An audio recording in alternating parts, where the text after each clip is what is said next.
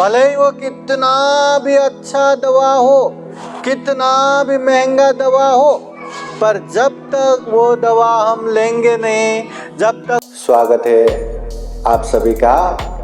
आप लोग देख रहे हैं बुद्धास टीचिंग चैनल और हम यहाँ महाकारुणिक तथागत बुद्धा और उनके शिक्षाओं के विषय में चर्चा करते हैं।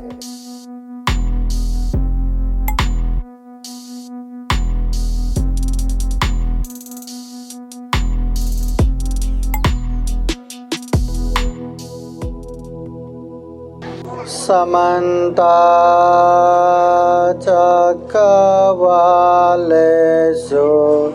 अत्र गच्छन्तु देवता सतमं मुनिराजस शृण्वन्तु सद्गमोक्खदम्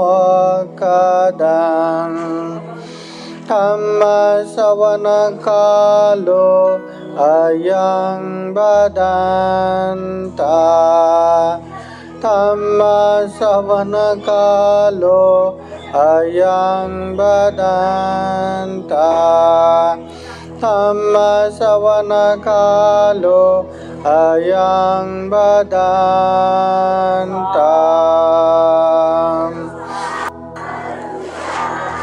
नमो तस्सा भगवतो अरहतो सम्मा सम्बुद्दस्सा। नमो तस्सा भगवतो अरहतो सम्मा सम्बुद्दस्सा।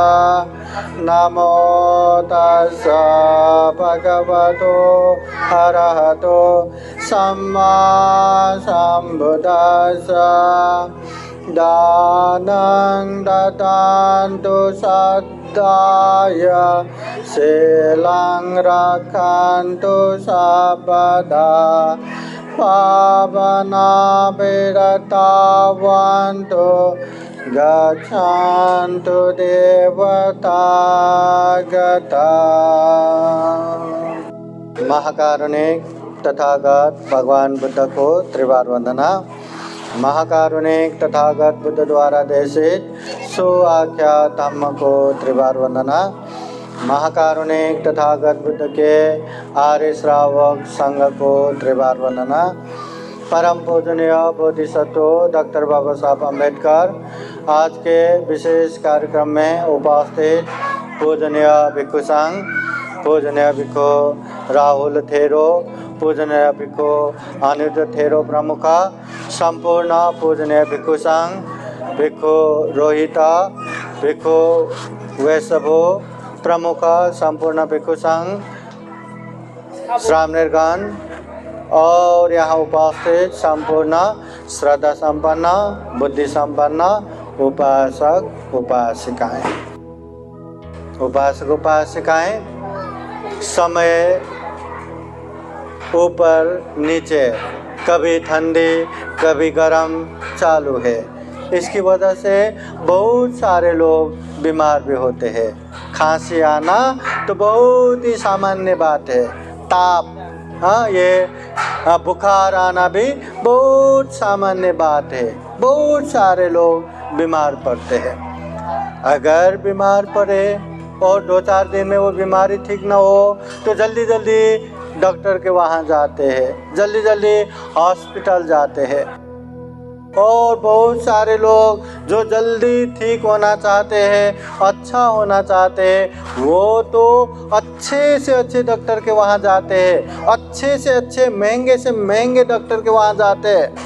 खूब सारा पैसा दे के बड़े डॉक्टर को दिखाते हैं और खूब सारा पैसा खर्चा करके बड़े से बड़े दवा भी लाते हैं। बहुत पैसा खर्चा करके डॉक्टर को भी दिखाया, दवा भी लिया और दवा लेके हम घर भी आए और घर में लाके भगवान बुद्ध के सामने या बाबा साहब के सामने वो दवा रख के हम केवल हाथ जोड़ के पूजा करेंगे। अरे ये दवा की क्या बात कहना, ये तो इतना अच्छा दवा, इतना अच्छा दवा, एक बार मैं वो दवा लूँगा तो मेरा सारा का सारा बीमारी चला जाएगा, सारे के सारे रोग चला जाएगा, इतना अच्छा ये डॉक्टर है, ये इतना अच्छा ये दवा है। और ये दवा देने वाले भी बहुत बड़ा डॉक्टर, बहुत पैसे लेने वाला डॉक्टर, इतने बड़े डॉक्टर ने दिया हुआ इतना अच्छा ये दवा करके हम उसको दिन में, रात में, सुबह शाम, हर पल हर क्षण पूजा करते रहेंगे, स्तुति करते रहेंगे, हाँ, अनेक तरह से भक्ति भाव करते रहेंगे, मगर खाएंगे नहीं वो दवा, हम खाएंगे नहीं, केवल पूजा ही करते रहेंगे तो हमारी बीमारी चला जाएगा क्या, हम ठीक हो जाएंगे क्या?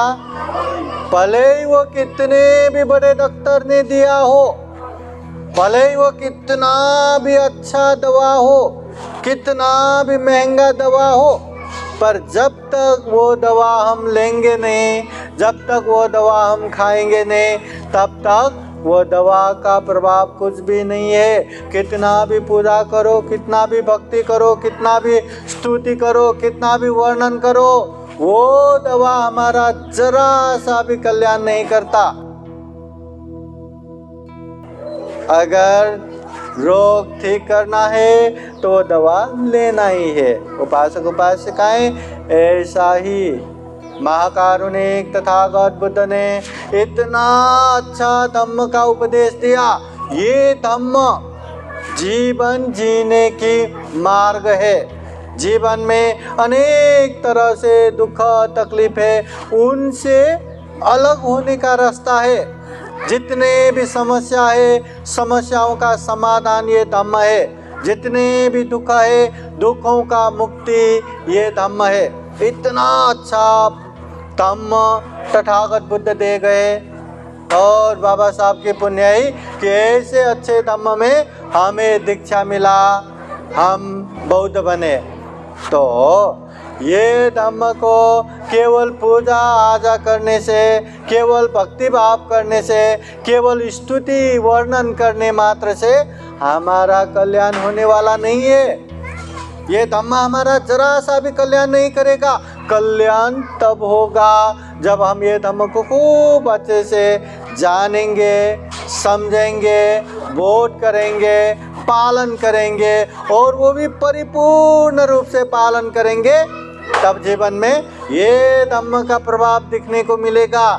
जीवन में सुख मिलेगा, जीवन में शांति मिलेगा, जीवन में आनंद मिलेगा, और अपने लोगों के साथ खूब शांत स्थिर होके प्रसन्नता से जीने को मिलेगा। ये धम्म को जानना है। इसलिए तथागत बुद्ध ये धम्म का जो उपदेश देते हैं, 3 तह में उपदेश देते। परियति धम्म, प्रतिपत्ति धम्म, प्रतिवेद धम्म। सबसे पहले धम्म को जानना है, सीखना है। चाहे त्रिपिटक ग्रंथ पढ़ के हो, चाहे त्रिपिटक ग्रंथ सुन के हो, चाहे धम्म देशना सुन के हो, धम्म चर्चा करके हो, देख के हो, सुन के हो, अनुभव करके हो, कैसे भी हो, धम्म को जानना है, धम्म को समझना है। ये परियति धम्म। फिर उसके बाद प्रतिपत्ति धम्म। जो अच्छे धम्म को हम जानते, जो अच्छे धम्म को समझते हैं, उसे पालन भी करना है, उसे अभ्यास भी करना है। अगर अभ्यास करेंगे तो वो प्रतिपत्ति धम्म हो गया। हम हर बौद्ध कार्यक्रम में प्रारंभ में ही पूजनीय भिक्षु संघ द्वारा पंचशील ग्रहण करते। पानातिपाता वेदमणि सिक्खापदं समादयामि। मैं प्राणी हिंसा नहीं करने का शील अच्छे से पालन करूँगा। हाँ, वैसे ही चोरी नहीं करूँगा, व्यभिचार नहीं करूँगा, झूठ नहीं बोलूँगा, नशा पता सेवन नहीं करूँगा। ये धम्म हमने जान लिया, समझ लिया, अब उसे पालन भी करना है।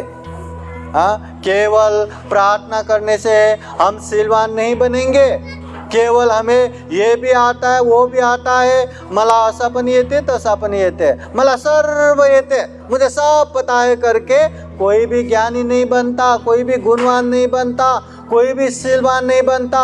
अगर हम हिंसा नहीं करेंगे, ऐसा संकल्प कर रहे तो हिंसा करना ही नहीं। छोटे से छोटे प्राणियों को भी नहीं मारना, अपने से छोटे बच्चों को भी कभी दुख नहीं देना, तकलीफ नहीं देना। चोरी नहीं करना तो नहीं करना, सबके सामने भी नहीं करना, अकेले में भी नहीं करना, मौका मिले तो भी नहीं करना।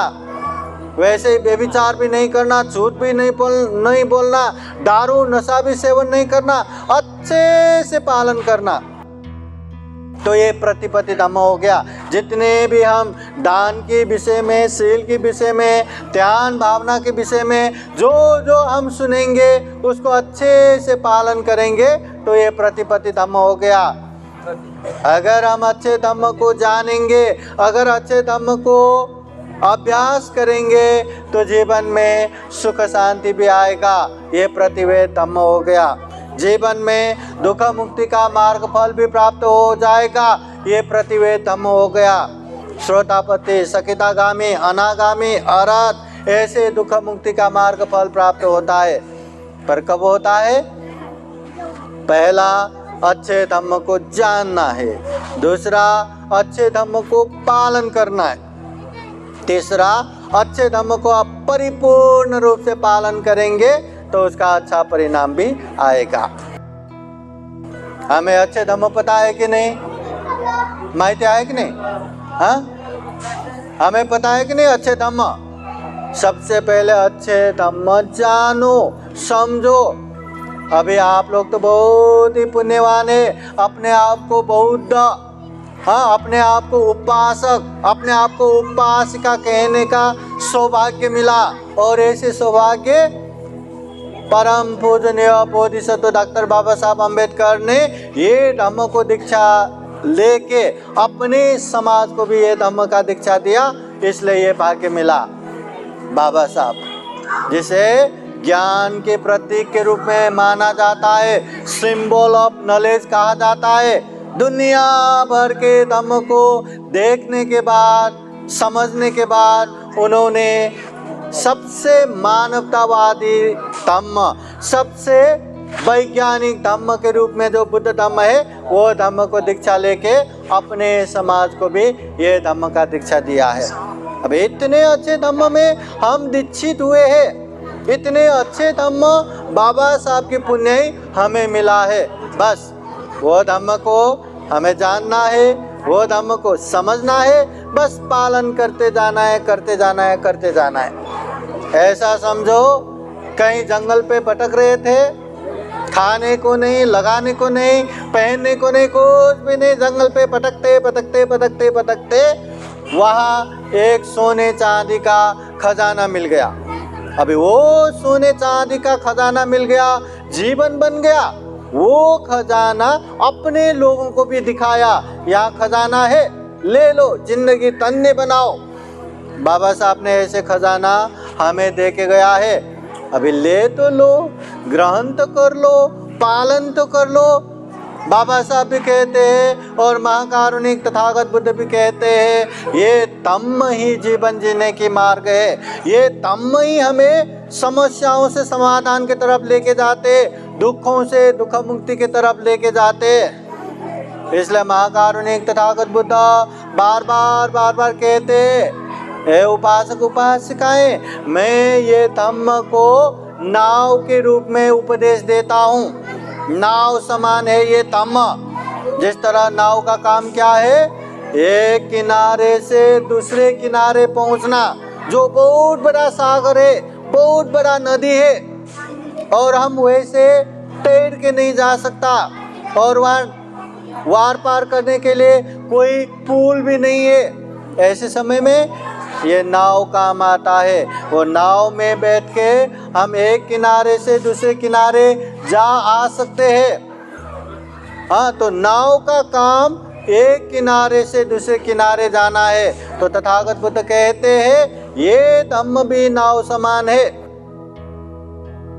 दुख है तो दुख मुक्ति के तरफ जाना है, समस्या है समाधान के तरफ जाना है।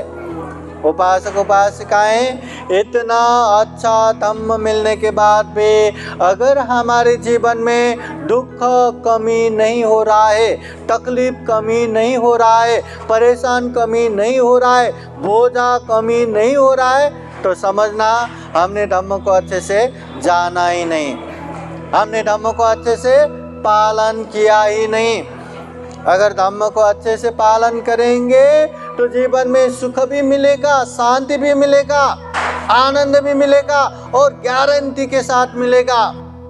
इसलिए तथागत बुद्ध एक गाथा द्वारा इस तरह भी कहते हैं, पुण्यं चे पुरिषो कैरा कैराथे तं पुनः पुनः तम्मि छन्दं कैरात सुखो पुण्यसौचयो।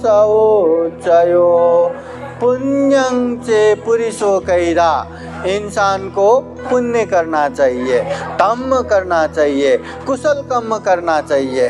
कैरा थे तंग पुनः पुनः, बार बार बारंबार करना चाहिए।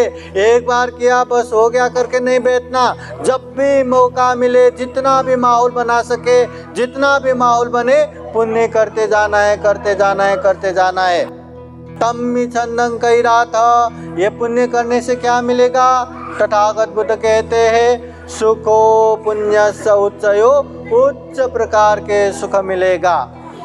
जो व्यक्ति जीवन में पुण्य करता है, बार बार पुण्य करता है, उसके जीवन में महान सुख मिलेगा, उच्च प्रकार के शांति मिलेगा और वो भी गारंटी मिलेगा। उपासक उपासिकाएं, हमें भी जीवन में खूब पुण्य करना है, खूब धम्म करना है। तथागत बुद्ध एक समय अपने नख में थोड़ा सा धूल लेके पूछते, भिक्षु बताओ मेरे नख में ज्यादा धूल है या पृथ्वी में ज्यादा धूल है? सारा भिक्षुगण कहते, भगवान आपके नख में तो क्या धूल है, सारा पृथ्वी धूल ही धूल से भर पड़ा है, इसलिए आपके नख में बहुत ही थोड़ा, बहुत ही कम, बहुत ही न्यून गौण ही धूल है। तो तथागत बुद्ध कहते हैं, इस दुनिया में अच्छे धम्म को ना जानने वाला पृथ्वी में धूल समान है। अच्छे धम्म को जानने वाला मेरे नख में जितना धूल है उतना ही है। अच्छे धम्म को जान के पालन करने वाला मेरे नख में जितना धूल है उतना ही है। अच्छे धम्म को जान के, अच्छे धम्म को पालन करके अच्छा परिणाम को प्राप्त करने वाला मेरे नख में जितना धूल है उतना ही है।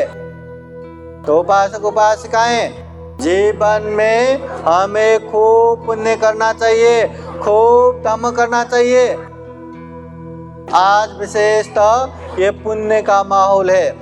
हाँ, पूजनीय भिक्षु रोहित, पूजनीय भिक्षु कुलीन पुत्र वैश्वो, हाँ, उन्होंने यहाँ ग्रंथ वाचन, है ना, 3 महीना ग्रंथ वाचन समापन करके ये महान पुण्य कार्य किया है।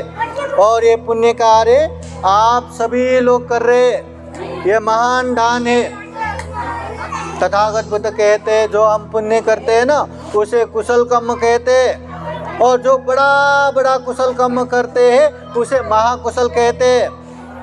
तो ऐसे महाकुशल ये संग दान हो रहा है। तथागत बुद्ध कहते हैं, जीवन में 8 प्रकार के महाकुशल है जो हमें करना चाहिए। माहिती आहे का? पता है? हाँ, अगर हमें पता है तो करना चाहिए, पता नहीं है तो पता करो, पता है तो करो, करने की क्षमता नहीं है तो क्षमता बनाओ, खूब मेहनत करके पैसा कमाओ, सम्यक आजीविका करके पैसा कमाओ, पैसा बचाओ और संगदान करो। जीवन में कोई ना कोई एक संगदान तो होना ही चाहिए।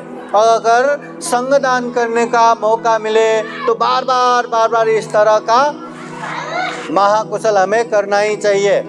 तो क्या क्या है ये 8 महाकुशल, बताइए क्या क्या है? बात वही है, पर अच्छे से समझ के लीजिए। 8 महाकुशल क्या क्या है? पहला, विहार दान देना। एक विहार बन गया तो वो पुण्य तो मिल गया। विहार में हमेशा पुण्य कार्य होता है, इसलिए विहार दान देने वाले को हमेशा पुण्य का हिस्सा अंश मिलता रहता है, वो रहे या ना रहे, इसलिए ये महाकुशल है। दूसरा, विहार के लिए जमीन दान देना, ये भी महाकुशल है। हाँ, वो जमीन दान दिया तो वहाँ विहार ही बनेगा, विहार बन गया तो पुण्य कार्य होता रहेगा, यह महाकुशल है। तीसरा, विहार के लिए या कहीं भी अच्छे जगह के लिए बुद्ध मूर्ति दान देना, ये भी महाकुशल है। फिर चौथा, कठिन चीवर दान देना, ये भी महाकुशल है। कठिन चीवर हमेशा हर जगह नहीं दे पाते। जहाँ उपसंपदा प्राप्त भिक्षु 3 महीना विनय पूर्वक वर्षावास संपन्न करते, वही जगह पे उपासक उपासिका ये कठिन चीवर दान दे सकते, वो भी साल भर नहीं दे सकते। असोज पूर्णिमा जब वर्षावास संपन्न होता है, तब से लेके आने वाले पूर्णिमा कार्तिक पूर्णिमा 1 महीने के अंदर ही ये कठिन चीवर दान दे सकते हैं। और ये कठिन चीवर दान व्यक्तिगत दान नहीं है। यहाँ रोहित पंटे वर्षावास बैठा करके उनको ही कठिन चीवर दान नहीं दे सकते, वैसे वो भंते कोई कठिन चीवर दान नहीं दे सकते। ये कठिन चीवर दान देने के लिए पूजनीय भिक्षु संघ ही होना चाहिए, इसलिए ये महाकुशल है। और 5वां है अस्त परिष्कार दान देना। अस्त परिष्कार बोले तो ऐसे 8 प्रकार के वस्तु नहीं है। अस्त परिष्कार बोले तो एक भिक्षु के लिए आवश्यक 8 प्रकार के वस्तु, जैसे ये जो पहनते चीवर हो गया, हाँ, उत्तरासन, ये जो लुंगी जैसा पहनते हैं अंतर्वासक, जो ये ऐसा डबल वाला संगाती रहता है, 3 प्रकार के चीवर, हाँ, ये अंतर्वासक को ये बांधने के लिए काया बंधन, ये भिक्षा पात्र, ये बाल काटने के लिए खूर, हाँ, ये सुई धागा और पानी छानने का, ऐसा 8 प्रकार के वस्तु रहता है जिसे अस्त परिष्कार कहते हैं। ये भी संघ को ही दान देते, इसलिए ये भी महाकुशल है।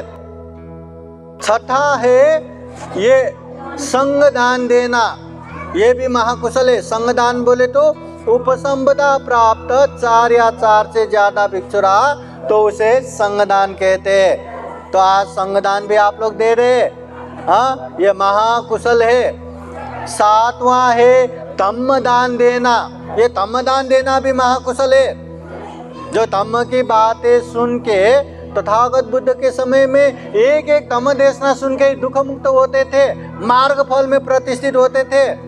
अनाथ पिंडिक महाजन ने एक बार बुद्ध का धम्म देशना सुना और धर्मचक्षु बोध करके सोने के सिक्का बिछा के जमीन खरीद के विहार बना के दान दिया। विशाखा उपासिका ने जीवन के 7 साल की उम्र में बुद्ध के उपदेश सुन के धर्मचक्षु बोध किया, श्रोतापति फल प्राप्त किया। शादी होने के बाद, अबौद्ध कुल होने के बाद भी सारे परिवार को बौद्धमय बना दिया, मार्ग फल में प्रतिष्ठित करा दिया, घर में बुद्ध धम्म संघ के लिए रास्ता बना दिया। बाद में अपना ही 9 करोड़ का महालता प्रसादन धन ये गहना बेच के पूर्वाराम विहार भव्य दिव्य बना के दान दिया। ऐसे बुद्ध के समय में धम्म देशना सुन के ज्ञान प्राप्त करने वाले कितने हैं। एक एक धम्म हमारे जीवन को सुख शांत में बना सकता है। ऐसे बुद्धवाणी धम्म सुनना भी बहुत बड़ा पुण्य है, इसलिए धम्म दान देना भी महाकुशल है। और 8वां है सार्वजनिक शौचालय बना के दान देना, ये भी महाकुशल है। तो ये 8 महाकुशल में हमने क्या क्या कुशल किया, क्या क्या महाकुशल हमसे हुआ है या क्या होने वाला है, ध्यान देना।